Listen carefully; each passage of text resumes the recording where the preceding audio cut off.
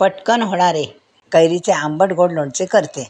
हे बघा, कैऱ्या आणल्यात बाजारातून हिरव्यागार आणि कडक आणायच्या आणि धुतल्या स्वच्छ, त्याचं साल काढते। साल का काढायचं? एखादं साल कडू असतं ना, म्हणून। हे बघा, साल काढलं, काप करते, फोडी करते ह्याच्या। हे बघा, सारख्या फोडी करायच्या। ह्या फोडी केल्या, आता तेल तापत ठेवलं, तेल एकदम थोडं टाकायचं, मोहरी टाकायची, मोहरी तडतडली की जिरी टाकायची, जिरी तडतडलं काय मेथी दाणे मात्र जरूर टाकायचे आणि हिंग टाकायचा।